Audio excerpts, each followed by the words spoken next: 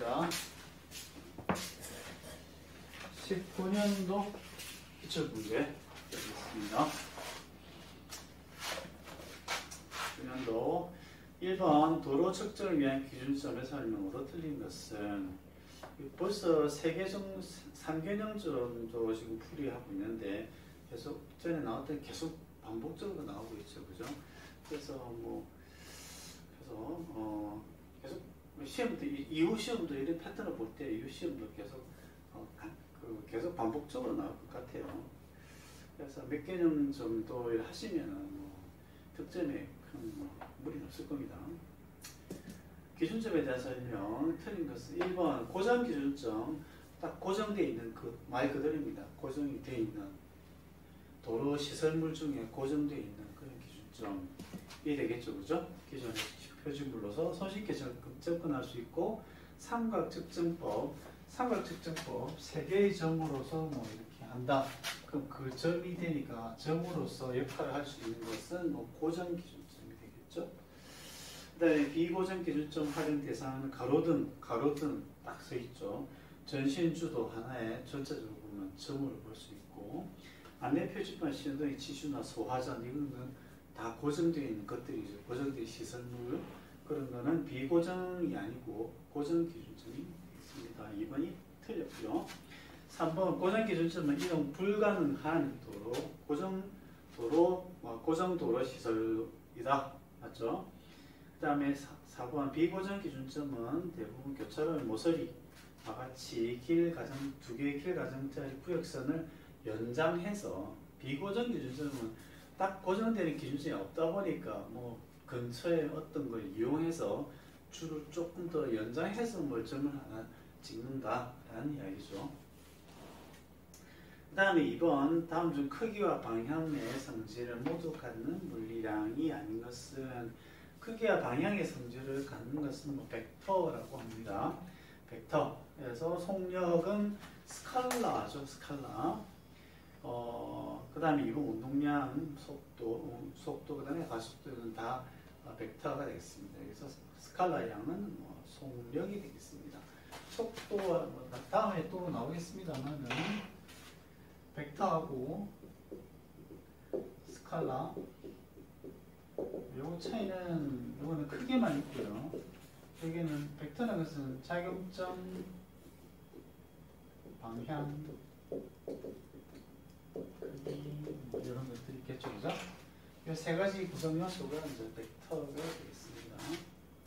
작용점이라는 것은 벡터라는 것은 이 점에서부터 그 다음에 이쪽 방향으로 가는데 크기는 길이로 표현합니다. 벡터 길게 표현하면 이쪽으로 세다 이런 뜻이 이쪽 방향으로 뭔가 세게 날아간다는 뜻입니다. 그 다음에 똑같은데 이 방향을 약간 이렇게 작게 해놓으면 좀 얘보다는 속도가 낮다, 힘이 작다 이렇게 되죠. 그죠? 그래서 벡터는 이 점, 시작점, 그 다음에 방향, 어느 방향으로 이리 갈 거냐 저리 갈 거냐 크기는 길이 이렇게 나타내는 게 벡터가 되어 있습니다. 스칼라는 그냥 크기만 있는 게 양, 이만큼 어떤 양이 있다라는 말 스칼라가 되겠습니다. 그래서 속력이란 것은 시간분의 거리죠, 그죠? 이거를 우리가 이거는 속력이냐 속도냐 이걸 시간분의 거리는 똑같은 개념이죠. 시간분의 거리는 똑같은데 그걸 우리가 벡터하고 스칼라 일부러 구분했어요. 구분했는데 스칼라는 속력이라고 하고요. 벡터는 속도라고 하죠. 속도. 그럼 얘가 어떻게 차이가 나느냐? 예를 들어서 이렇게 봅시다. 내가 이쪽으로 한 10km 정도 속도로 갔단 말이죠. 오른쪽으로 갔다가 다시 즉각 거꾸로 유턴해서 여기 원위치 처음 자리로 또 10km 더 속도로 다시 되돌아왔어요. 10으로 붕 갔다가 다시 턴해가 다시 10으로 붕 왔다. 그러면 속력은 얼마냐? 10이죠. 근데 속도는 0입니다. 0. 여기서부터 처음부터 나중까지 간 거리가 0이죠. 그죠? 가는 거리는 0이라서 제자리에 돌아왔으니까 속도는 넘는 거죠. 빵 이렇게 되겠습니다. 또는 뭐 이런 경우가 있죠. 오른쪽으로 1시간에 뭐 한 10km 갔다. 1시간에. 그 다음에 위쪽으로 1시간에 뭐 10km 갔다. 10km 갔다. 1시간에 10km. 그러면 여기서 여기까지 갔죠. 그죠? 이 사람은 여기서 여기까지 간 셈이죠. 간 셈인데 여기서 여기까지 갈 때 이 사람의 속력은 얼마나 갔습니까? 10km/h로 쭉 달렸죠. 그죠? 달렸습니다. 근데 속도는 그게 아니고요. 결국 여기서 여기까지 간데 얼마나 걸렸느냐? 그걸 따지죠. 그죠? 그래서 거리는 대충 약 14m 정도가 되죠. 한 킬로미터. 여기가 10km, 10km면 대충 14km가 되겠죠. 그죠? 시간당 1시간에 14km 정도 갔다. 그래서 좀 달라요. 그죠? 달라. 최종 위치를 가지고 판단합니다. 그래서 방향을 따지게 되면 조금 이야기가 다르죠. 그래서 방향을 따진다. 뭐가? 벡터는 방향을 따지기 때문에 좀 달라진다. 그래서 방향을 따질 때가 있고 방향을 안 따질 때가 있다. 그래서 방향을 따질 때는 뭐라 한다? 속도라고 이야기하고 방향을 안 따진다고 해서 속력이라고 합니다. 그래서 뭐 우리 도로교통 가면서 시험에는 뭐 거의 다 속도로 계산하죠. 그죠? 그런 의미입니다. 그 다음 운동량은 나중에 나옵니다만 질량 곱하기 속도를 운동량이라고 합니다. 질량은 우리가 스칼라 양이에요. 스칼라. 질량이라는 거, 질량이라는 것은 지구에 10kg이면 달에 가도 10kg, 화성에 가도 10kg이죠. 질량이라는 것은 변함이 없어. 공중에 떠 있어. 그죠? 어떤 방향성이 없죠. 그죠? 근데 속도란 것은 어떤 방향으로 내가 집으로 갈 거냐, 학교로 갈 거냐, 뭐 어디로 서울로 갈 거냐, 딱 방향이 있는 거예요. 그죠? 그래서 이거는 방향이 벡터다. 그죠? 그래서 스칼라 곱하기 벡터는 뭐죠? 스칼라 곱하기 벡터는 벡터입니다. 스칼라는 벡터를 뭐 5번 한다, 6번 한다, 이렇게 곱하는 거니까. 그 다음에 속도는 뭐 벡터가 되고요. 가속도도 벡터가 되겠습니다. 그 다음에 3번 자동차가 주행할 때 노면에서 받는 진동이나 충격을 흡수한다. 현가장치. 동력전달장치는 엔진에서부터 바퀴까지 엔진에서 이 회전운동을 바퀴의 회전운동까지 쭉 전달하는 그 여러 장치를 동력전달장치라고 한다. 조향장치는 핸들이다. 핸들 돌리면 바퀴로 돌아가겠죠? 조향장치. 제동장치는 브레이크. 4번 노면에서 관찰되는 차량의 액체 흔적에 대한 설명으로 틀린 것은 노면에서 왜 액체가 관찰되죠? 사고가 나면 자동차 내부에 있는 액체통이 터져가지고 흘러내린 거죠. 1번 냉각수 흔적은 오랫동안 남게 된다. 그렇지 않습니다. 냉각수 흔적은 바로 냉각수라는 게 물이죠. 물에다 뭐 여러 가지 좀 섞어놨지만 결국은 물이니까 뭐 여름철 같으면 금방 날아가겠죠. 2번 액체 흔적은 차량 최종 위치를 확인하는데 중요한 자료가 됩니다. 액체 흔적. 최종 위치를 판단하는데 중요한 액체 흔적은 고임 흔적이죠. 고임. 거기 머물렀다. 그 다음 충돌시 파손된 라디에이터에서 나온 액체는 큰 압력으로 분출되므로 충돌 지점을 나타낸 자료가 될 수가 있다. 이건 뭐라 그러죠? 스펙터 쫙 튀겨나가는 거를 스펙터라고 그러죠? 튀김 흔적. 그 다음에 냉각수, 각종 오일, 배터리 흔적이 노면에 쏟아지거나 흘러내리는 흔적을 말한다. 이거는 맞는 이야기고요. 그 다음에 5번 사고조사 시 사진 촬영 방법. 이거 똑같은 문제 나왔죠. 그죠? 사진은 여기를 바로 탁 찍으면 여기를 딱 찍었다 이러면 찍은 사람은 잘 알지만은 다른 사람 뭐 이게 여기에 뭐가 있다, 이게 뭐지? 이러면은 그게 뭔데? 흰색인데 흰색이 뭐 한두 개인가, 그죠? 뭐 무슨 흰색인지 모르죠, 그죠? 그래서 좀 크게 찍어줘야 화이트보드에 흰색이구나 이렇게 알 수가 있죠. 그래서 전체를 찍고 그 다음에 잘 안 보이는 데는 가까이서 찍고, 그래서 그 전체 찍고 가까이 찍고 여기에 뭐가 점이 있다 그러면 또 한 번 더 확대해서 찍어주고 이렇게 되겠습니다. 그 다음에 6번 사고차량 타이어 사이드월에 뭐 이런 듀티 넘버가 있습니다. 제작 연월일은 이렇게 나오죠. 제작 연월은 근데 요 맨 마지막에 보면 0703이라 돼 있죠. 0703 우리 요 위크 넘버를 그랬죠. 2003년도 7번째 주 생산이죠. 그죠? 7번째 주 생산. 그래서 위크 넘버 우리는 안 씁니다. 이렇게 내놓고 언제 몇 년 몇 월달 생산이냐 이렇게 묻습니다. 그러면 7월로 답하지 마시고 위크 넘버니까 6월로 답하셔야 됩니다.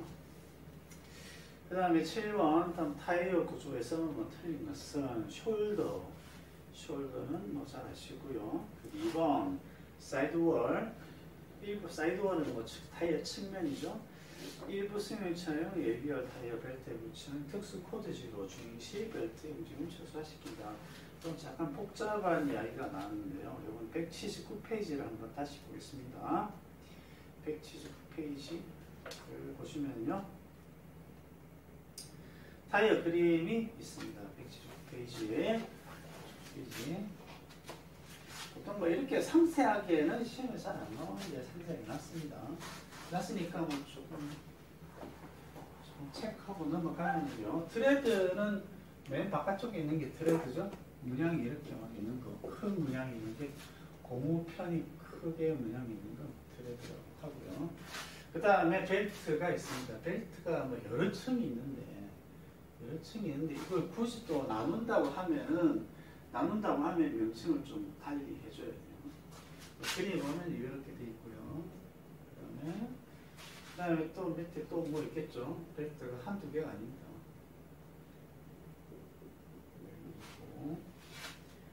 그 다음에 또 여기 가쪽에 또 좀 대난 게 또 있어요. 이렇게.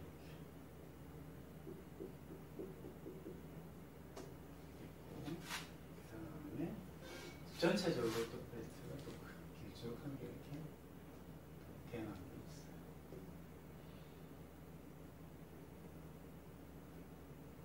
그래서 여러 가지입니다. 그래서 굳이 보면 한다면 맨 위에 이제 캡플라이,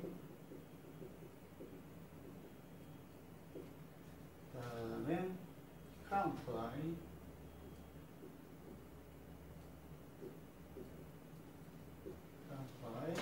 그 다음에 여기 쭉 길게 되어 있는 게 에지 플라이,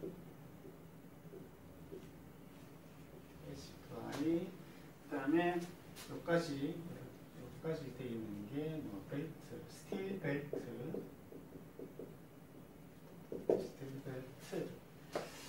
그 다음에 이너 라이너, 뭐 카카스가 있고요. 이렇게 되어 있습니다. 그래서 지금 문제에서 예시를 한 것은 캡플라이를 이야기합니다. 캡플라이가 뭐 어떤 용도냐? 일부 승용차용 레이디어 타이어 벨트에 위치한 특수 코드지다. 그래서 주행시 벨트의 움직임을 최소화시키는 역할을 하는 게 캡플라이가 되겠습니다. 요거 외에는 시험에 안 나옵니다. 요거 시험에 안 나옵니다. 캡플라이만 시험에 나온다면 캡플라이만 나옵니다.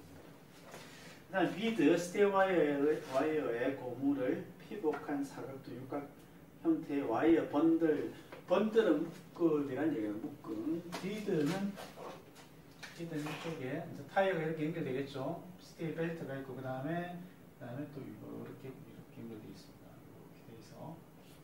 이렇게 해서 그래서 동그랗게 되어 있죠.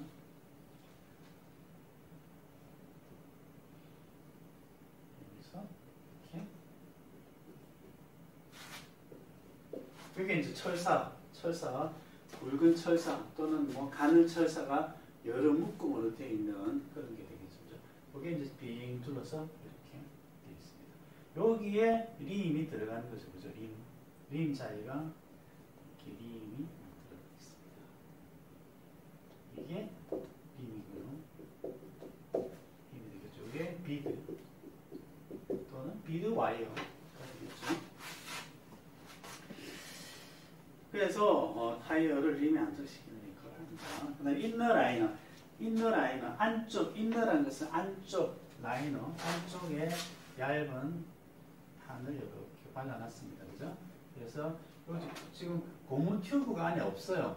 고무 튜브가 없다 보니까 인너 라인 아주 부드러운 고무층을 입혀놨습니다.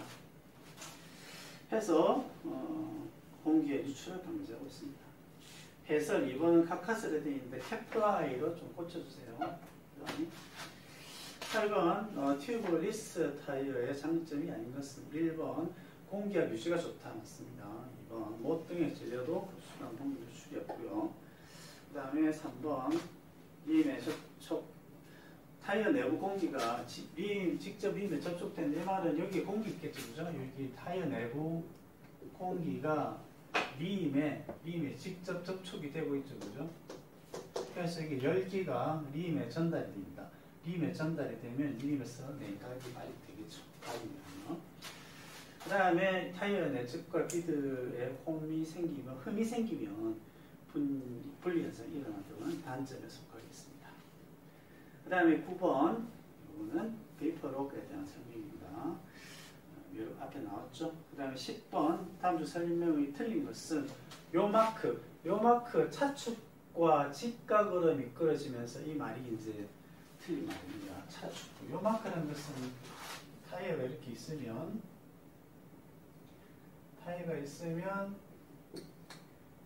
진행하다가 뭐 좌회전한다 이렇게 하면 좌회전 해버리면 원심력에 의해서 오른쪽으로 약간씩 미끄러지죠. 그죠? 약간씩 이렇게 미끄러지면서 흔적이 나는 게 무슨 마크? 요 마크가 되겠습니다. 그죠? 차축이라는 게 뭡니까? 양쪽 두 바퀴를 연결하는 게 차축이죠. 차축과 직각 방향으로 생기는 건 아니죠, 지금. 차축과 직각 방향으로 생기는 건 뭐죠? 차축과 직각 방향으로 생기는 건 스키드 마크입니다. 스키드 마크. 차축하고 평행하게 생기는 게 요 마크가 되겠죠. 그 다음에 가속스커프, 이건 여러 번 나왔던 겁니다. 다음 페이지 12번 보면은 11번 도로 설계 시 기초가 되는 설계 기준 자동차의 최소 회전 반지 이름으로 맞는 것은 이건 그냥 외우시기 바랍니다. 외우셔야 돼요.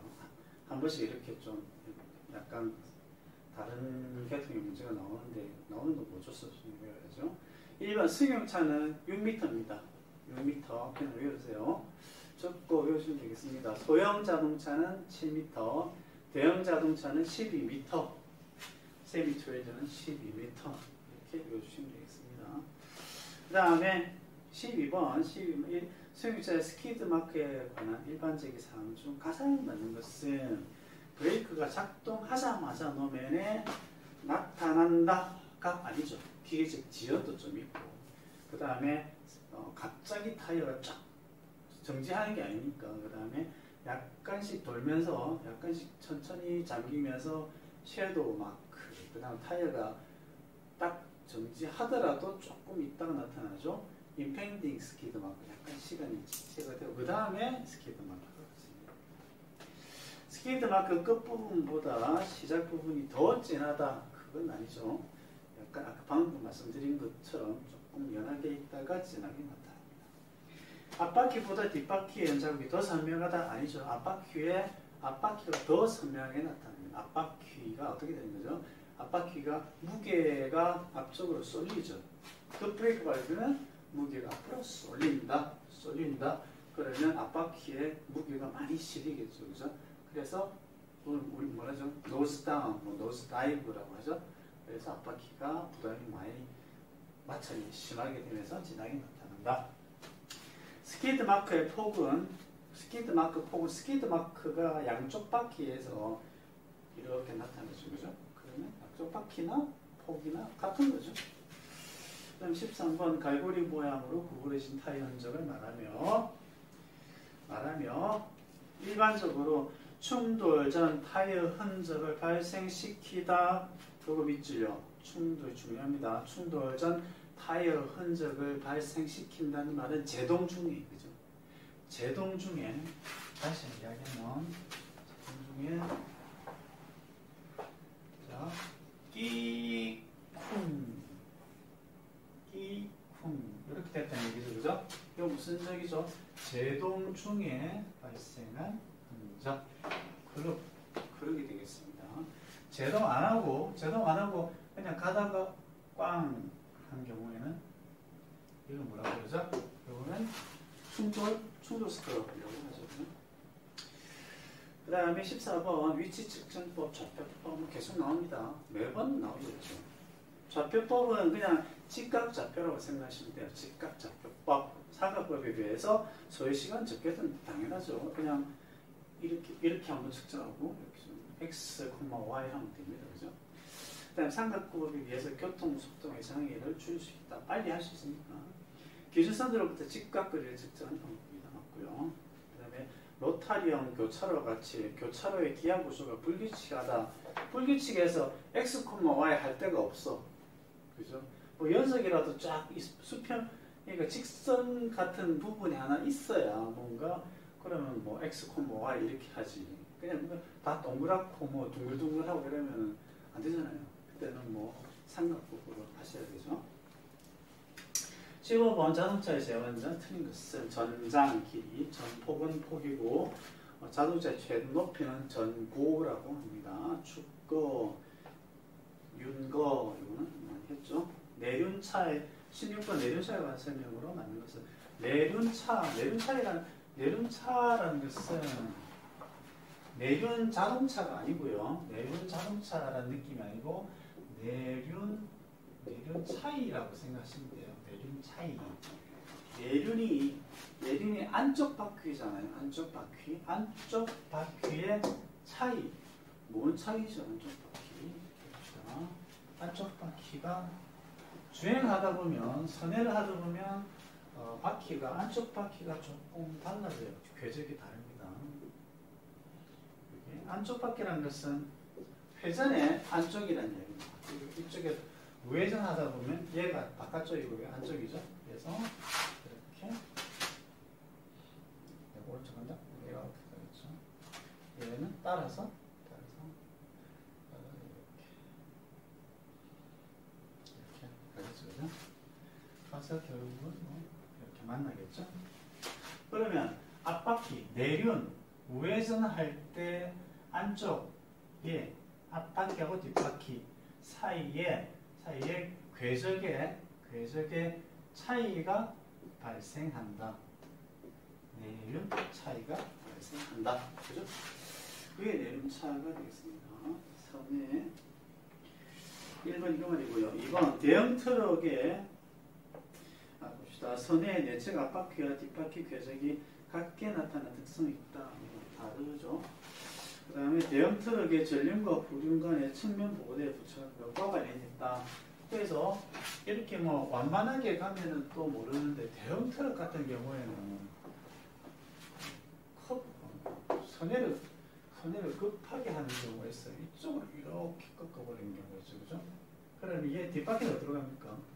이렇게 가는 거죠. 그죠? 대형 트럭의 경우에는 이게 심해요. 심해서 그러면 앞바퀴는 이렇게 지나가지만 뒷바퀴는 이쪽으로 간다는 얘기죠. 그죠? 여기에 사람이 있으면 어떻게 됩니까? 어리 같은 경우 여기 있다가 뒷바퀴에 많이 깔리죠. 그죠? 그래서 여기에 못 들어가게 뭔가 막아놨어요. 대형 트럭의 앞바퀴하고 뒷바퀴 사이에는 못 들어가게 가드레일 같은 걸 이렇게 막아놨습니다. 그 다음에 3번 측면 선회시 뒷바퀴의 회전 방향이 앞바퀴가 회전 방향이 큽니다. 지름이 커요. 반지름이 커요. 뒷바퀴보다 반지름이 큽니다. 그 다음에 축구가 긴 대형차일수록 긴 내륜 차이는 크다. 그 축거라는 것은 앞바퀴 뒷바퀴 사이가 거리가 멀면 멀수록 이렇게 선회하게 되면 내륜 차이, 내륜 안쪽 바퀴가 안쪽 바퀴에 의해서 나타나는 궤적 차이가 크다.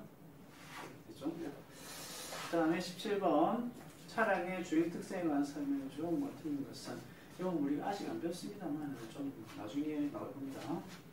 할 건데 지금 간단히 설명하면요.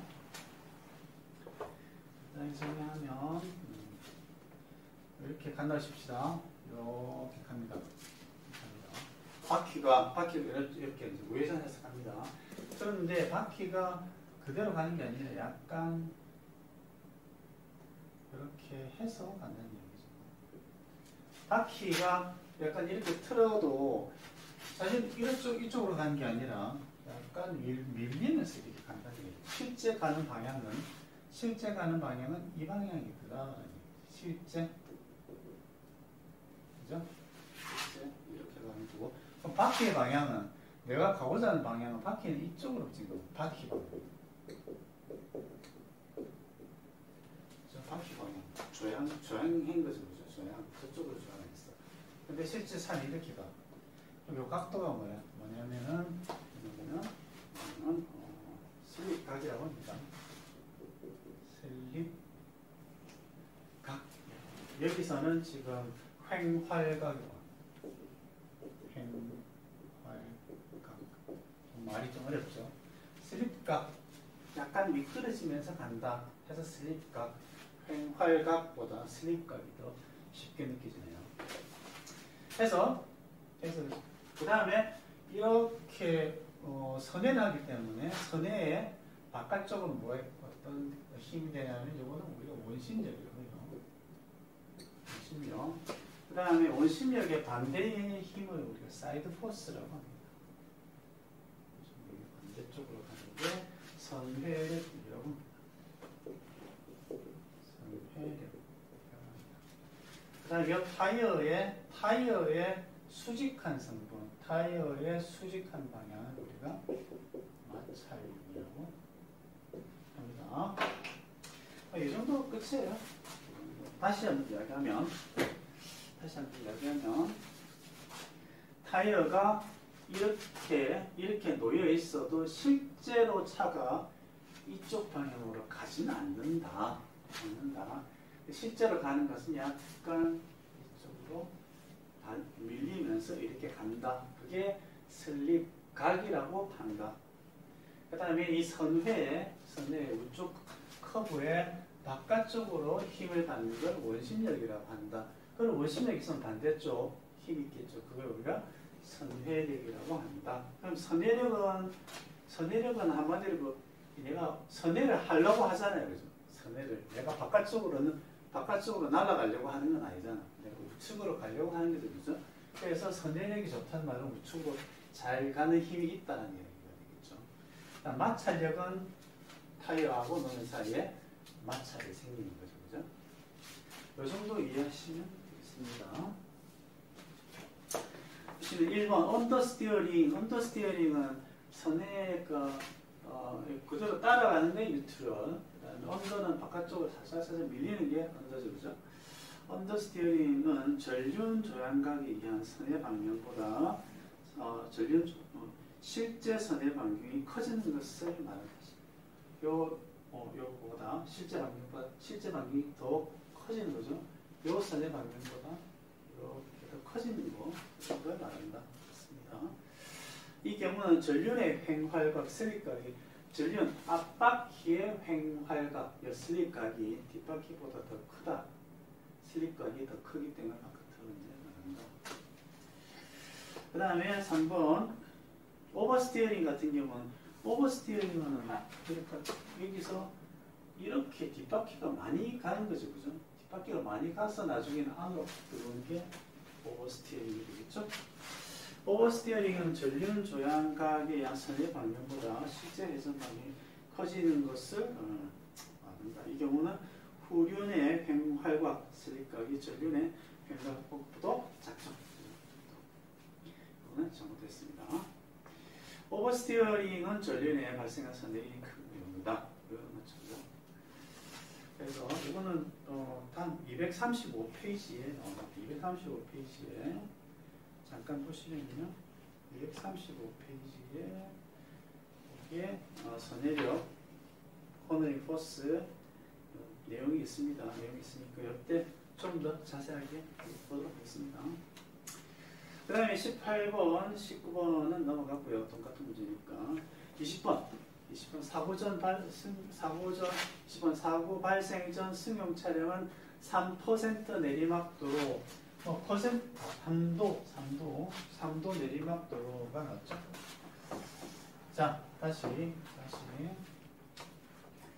3도라고 나오면 무조건 탄젠트를 생각하세요. 탄젠트 3도. 그냥 기계적으로 생각하세요. 3%다 이러면 소수점으로 한다. 0.0. 이렇게 무조건 기계적으로 생각하시면 됩니다. 3도 하면 탄젠트 3도. 3%, 2% 경사가 나타나면 그냥 소수점으로 고친다. 소수점으로 고친다. 이렇게 생각하시면 됩니다. 해서 3도, 탄젠트 3도가 되겠죠. 내리막도로 빼준다. 내리막은 마찰 교수에서 빼줍니다. 그래서 보면 21도 스킵 발생시킨 후 도로변 하천으로 추락하였는데 마찰 교수가 얼마? 0.8 빼기 얼마? 탄젠트 3도 0.8 빼기 탄젠트 3도를 하시면 됩니다. 그 다음 21번 슬립률 공식은 뭐냐? 이거 저번 시간에 했죠. 또 나옵니다. 그래서 슬립률은 V분의 V-R 오메가. 그죠? 오메가라는 것은 바퀴가 도는 속도를 이야기한다. 도는 속도가 안 돈다. 멈췄다면 오메가가 0이 되죠. 그죠? 0이 되면 V분의 V는 1이 되죠. 바퀴가 정지된 것을 우리가 슬립률 1이라고 본다. 됐죠? 그럼 자연스럽게 돌아간다. 이러면 V는 R 오메가니까 0이 됩니다. 0. 그래서 0이면 바퀴가 그냥 미끄럼 없이 잘 굴러간다. 그 다음에 슬립률이 1이다. 이러면 스키드 마크 끼 하고 미끄러진다. 생각하시면 되겠습니다. 22번 차량 손상 부위 조사부는 파악할 수 없는 것은 차량의 손상 부위 조사한다는 말은 차량만 본다는 이야기입니다. 차량만. 이 차에 어느 쪽이 부서졌는가 본다. 그죠? 그래서 충격력의 작용 방향 충돌 지점은 알 수 없죠. 충돌 어느 1차로에서 충돌했는지 2차로에서 충돌했는지 알 수 없죠. 차만 봐서 하는 거죠. 그 다음 충돌 자세. 어떤 자세로서 충돌됐구나. 충돌 후 차량의 회전 방향 옆쪽을 청구했으면 이렇게 돌았겠구나. 차가 이렇게 있으면 앞쪽에 있으면 여기를 충격했으면 이렇게 시계 방향으로 돌았겠구나. 이렇게 판단할 수 있겠죠. 3번 전구의 흑화 현상에 대한 설명으로 틀린 것은 전구 내부 수분 나왔죠. 물, 수분, 그죠? 바닥, 청색 이렇게 생각하시면 됩니다. 그 다음에 1번이 틀렸고요. 할로겐 가스량이 많을 때, 그 다음에 흑화 현상, 그 다음에 제조공조의 전분 전압이 너무 높아서 흑화, 필라멘트 오염된 경우에 흑화. 24번 금속 물체에 생성된 노면 흔적에 대한 설명으로 가장 맞는 것은 스크래치는 뭡니까? 스크래치는 살짝 긁히는 적이죠. 그죠? 살짝 긁히는 적인데 대부분 큰 중량의 금속 성분이랑 조금 아닌 것 같습니다. 그죠?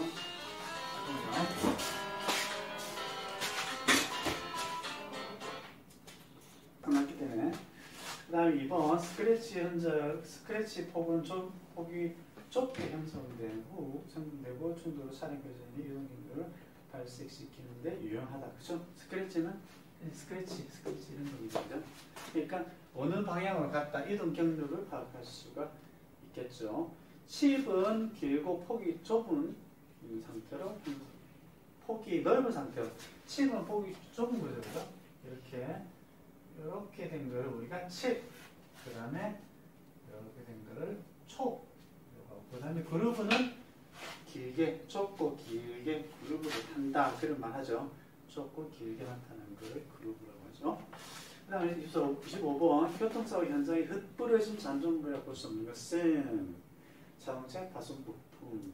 2번 소지품도 해당됩니다. 3번 액체 흔적.